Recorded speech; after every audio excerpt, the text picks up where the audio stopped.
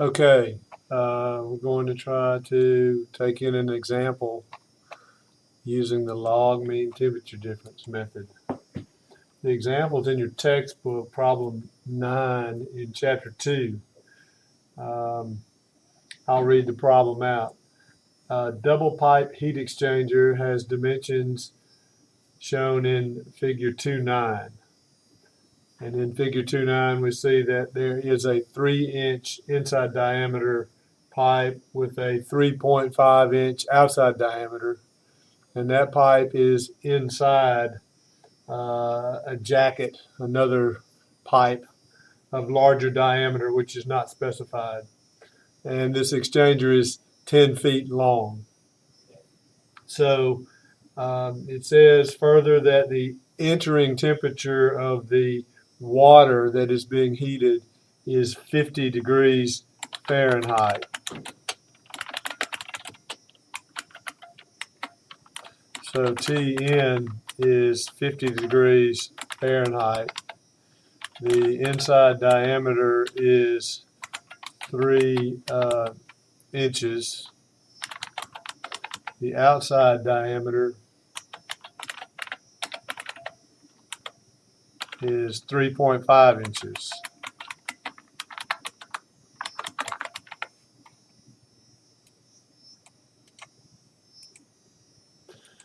What else does it say? The length, 10 feet long. Said that steam is being used. Steam is at 250 degrees Fahrenheit, and it's condensing on the outside. And so since it's condensing, that means that T steam is constant. Why is that? Well, because the steam is condensing in a constant pressure environment, and as it's changing phase at a constant constant pressure, its temperature will remain constant. So further, he says that the heat transfer coefficient on the outside of the pipe is large because of the condensation.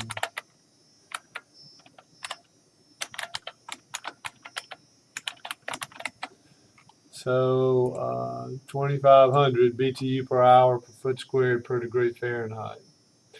It says sufficient steam is available. What's the significance of that? It just means there's plenty of steam to transfer however much heat is required for the water here. There's not a limitation to the amount of steam that's available. So if the water flow rate velocity is 3 feet per second, then the question is find the exit temperature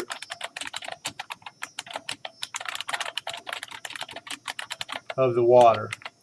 Now, we're going to do this using the log mean temperature difference method. And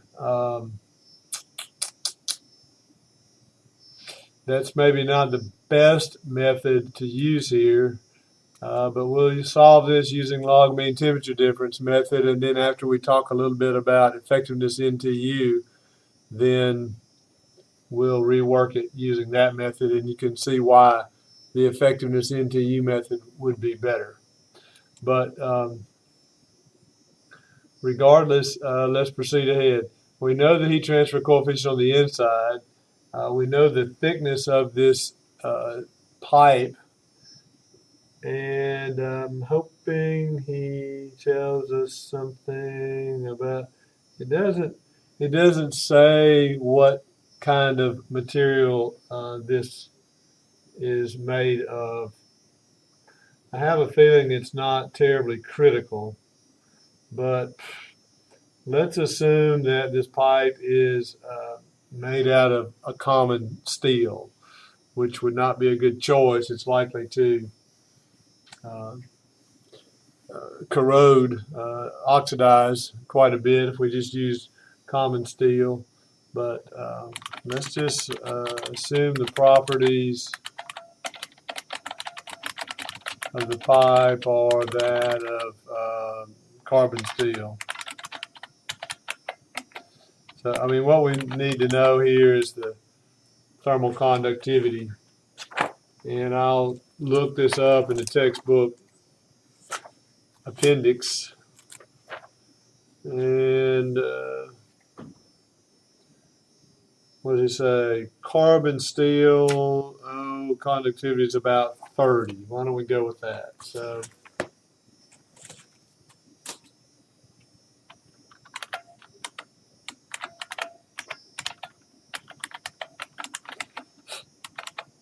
great. The other thing we're going to need to know is going to be the heat transfer coefficient on the inside of the pipe.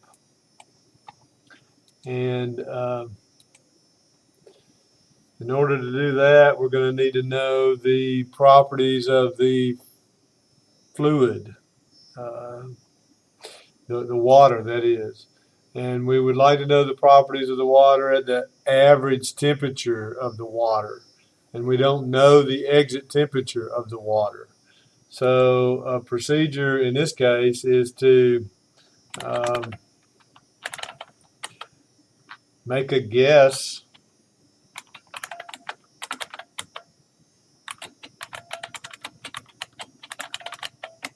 and based on that we'll calculate the mean temperature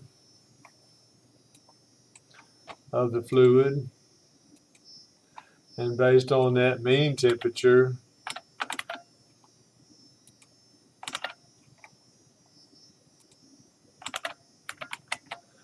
we'll calculate the properties of the fluid. So we'll need to know stuff like this: K, water, the Prandtl number for water, and we'll need to know the viscosity.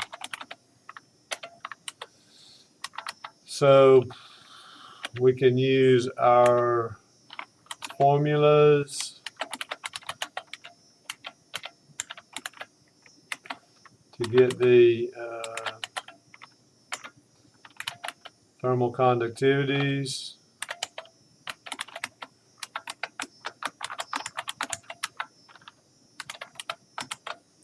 The Prandtl number and the viscosity.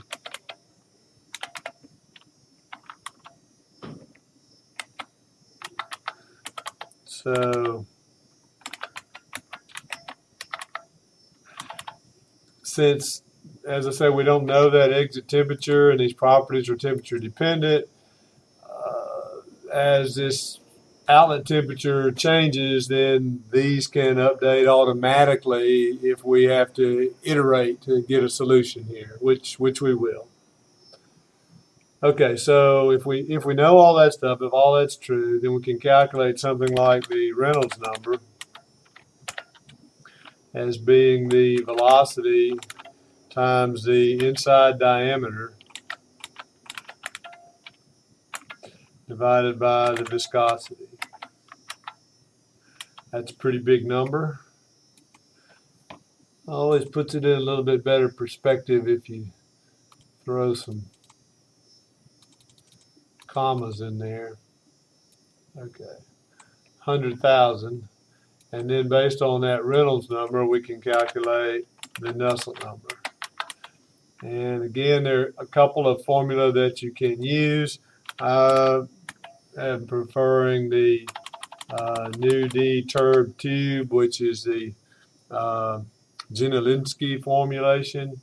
And for this, we have to give it the Reynolds number and the Prandtl number.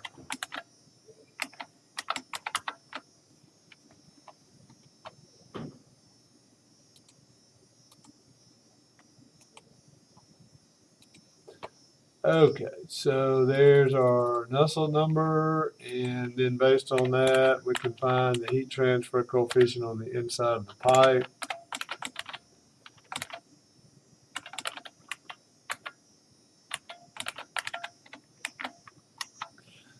Not too bad, 725, okay.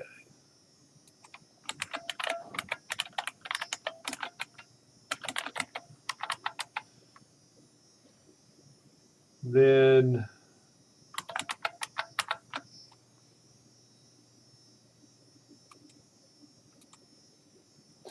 we need the overall heat transfer coefficient for this, and UA is going to be equal to 1 over, we have 1 over the outside heat transfer coefficient divided by the area,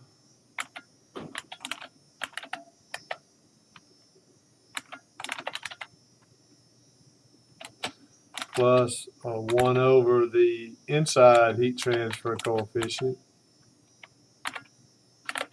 divided by the area,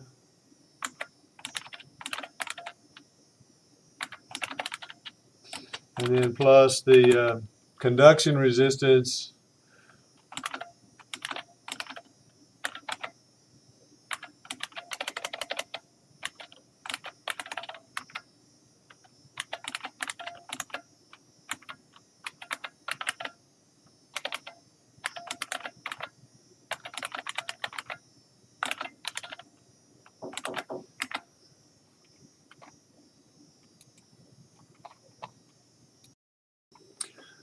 Okay, so if this is our UA, then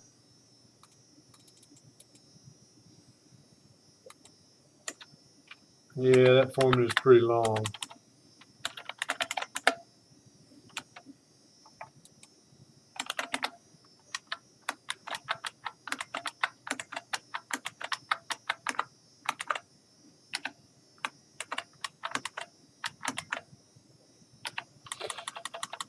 Okay, so UA, so according to what we know, I think we've talked about this, that the heat transfer will be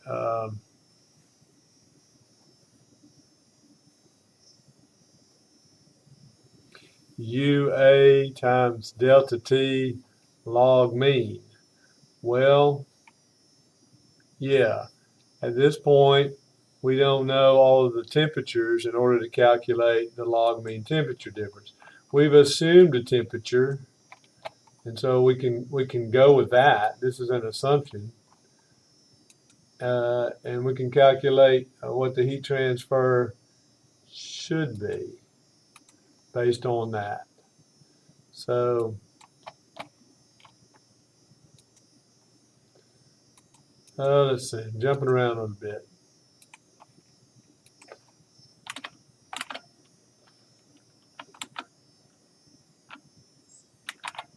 So I'm going to write Q heat transfer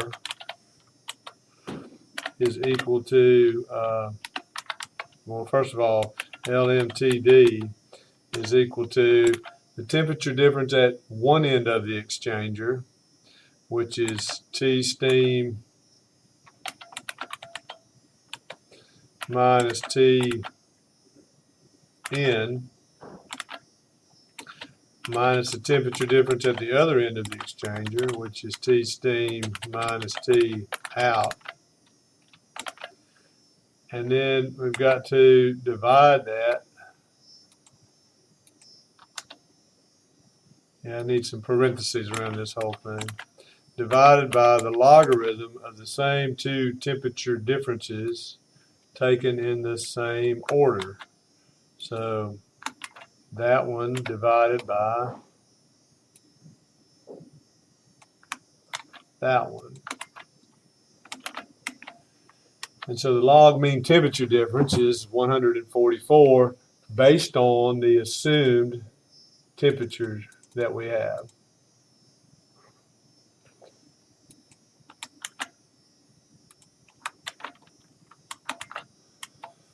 Okay, so now we can calculate this. I'm calling it Q heat transfer as being UA times LMTD, and that's going to give us a number in BTU per hour. This is actually this one up here, BTU per hour per degree Fahrenheit. So what? Well, Based on that heat transfer rate, we can calculate what the exit temperature of the water should be or would be. So now we can calculate T out new, let's call it, from what? M dot C sub P delta T. I guess we're going to need CP for the water too. I hope we have a function for that. Let's see if we're lucky enough. CP H2O. Great. So we're using that same T out to calculate the specific heat. And it's pretty much going to be 1. So that doesn't really matter. Yeah, we're okay. BTU per pound mass per degree Fahrenheit. There we go. And so M dot C sub P, so if Q heat transfer is equal to M dot C sub P delta T, then we can calculate T out new as being T steam, I'm sorry, T in plus Q heat transfer divided by the mass flow rate divided by, I'm realizing I don't have the mass flow rate calculated, so we'll just put that in and then we'll go calculate it. So the mass flow rate, we're going to need the density too. All right. Rho water equal to rho H2O T out.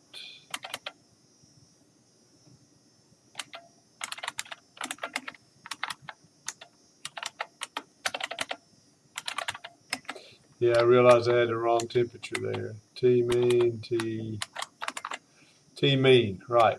So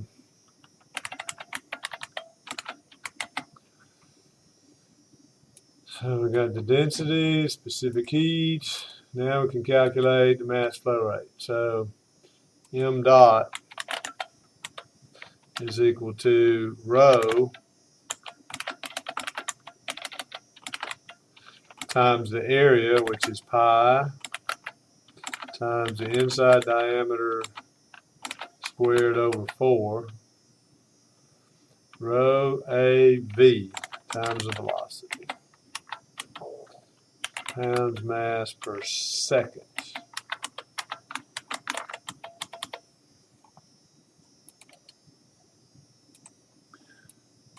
Okay, so that's pounds mass per second, and we'll have to be careful because I think we got BTU per hour going down here.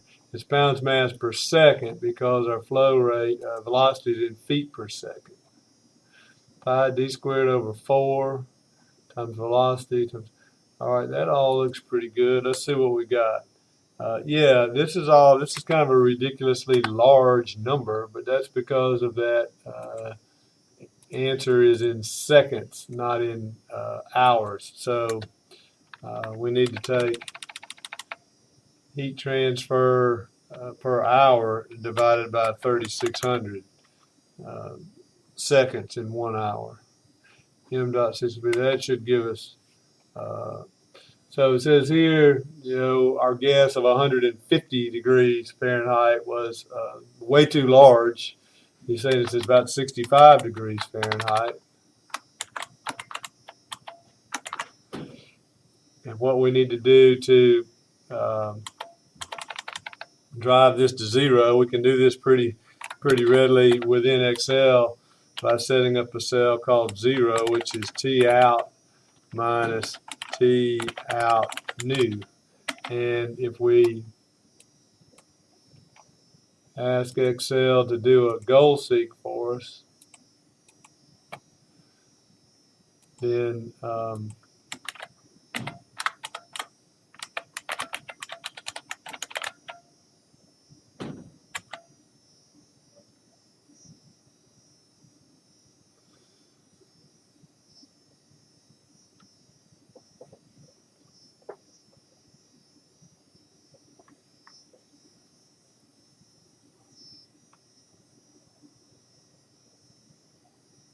actually, we don't need to use goal seek. It's really going to converge fast enough, and we could do this a couple of ways, but the easiest way to do this is just say, well, if we now say this is 65, it says now it's 66, and so by now we're down to where they're pretty much the same. We got out what we put in. So I would say the outlet temperature is 66 degrees Fahrenheit. Okay, as I said, this is not a great example to use LMTD, but it does illustrate the fact that if you don't know the outlet temperature, you're going to have to work a little bit with the LMTD method to be able to find the quantities that you're looking for.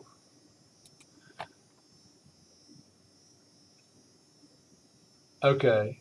I hope I got everything plugged in there right, but I think that's a pretty good example for you with log mean temperature difference.